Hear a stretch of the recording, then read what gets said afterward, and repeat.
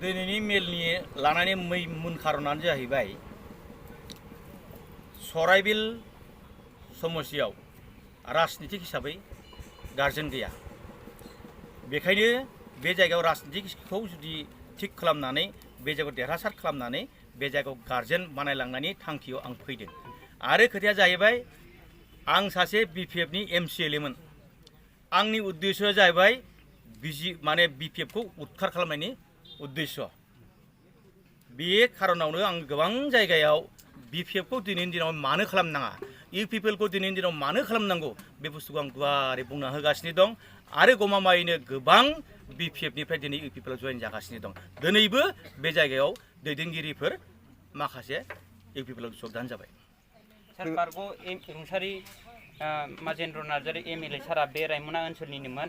दा BPF हान्जाया बिनि हिसाबै माबा मोनसे फेक्टर जागोन नामा UPPLनि थाखाय? जेबो जाया।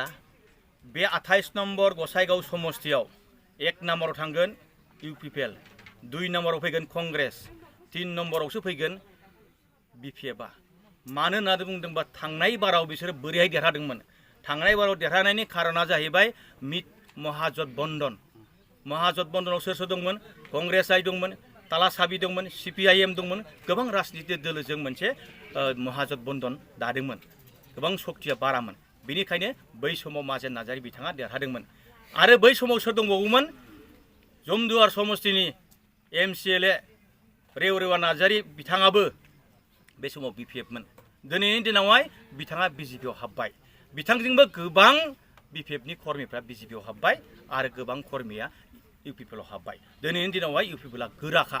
आरो जों बुंनानै होदों दिनैनि दिनावहाय जुदि मा होनो ध्रुब नार्जारि बिथाङा देरहानानै हसा हसिगै जुदि आसाम सोरखारखौ सोलायनो हायोब्ला, आरोबाव BTR सोरखारखौ सोलायनो हायोब्ला जोंहा बुंला खोथा गैया। बियो सरखार दानायनि इलेक्सन नङा, बियो उफ्रा इलेक्सन। बे जायगायाव खालि जानानै दं, बे जायगाखौ सुफुंनो थाखायल' दिनैनि इलेक्सना जादों।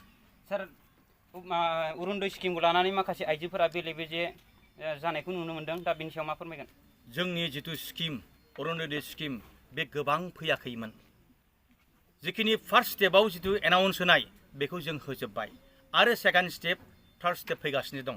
बेयावबो जों जायफोर मोनथारनांगौ, जायफ्रा बिधवा, जायफ्रा बैसो जानानै हाबा जाबाय, जायफ्रा माने आथिं आखाइ गैया बिकलांग, जों बिसोरखौ माने नागिरै जों होगासिनो दं आरो होबोबाय थागोन। फैबाय थानाय उफ्रा बिसायख'थियावहाय सारा रायजोफोरनि सिगाङाव मा मेसेज हरनो सानो? ना बे उफ्रा बिसायख'थियाथ' आं दहाय बुंखांबाय सरखार दानायनि इलेक्सन नङा, बास खालि जायगाखौ सुफुंनाय। बेनिखायनो बुंदों आङो बिसोर देरहाबाबो UPPLनि बादै बा BJPनि बादै दस्रा दोलोफ्रा गासिबावबो मोनबायावबो देरहाब्लाबो आसाम सोरखारखौबो सोलायनो हाया, BTC सोरखारखौबो सोलायनो हाया। गतिके मिसा मिसि गावनि आखाइजों एन्जर सिखा बुथारनानै मानो बदनामखौ लानो? गतिके बे BJP आरो UPPLखौ देरहाहोदो।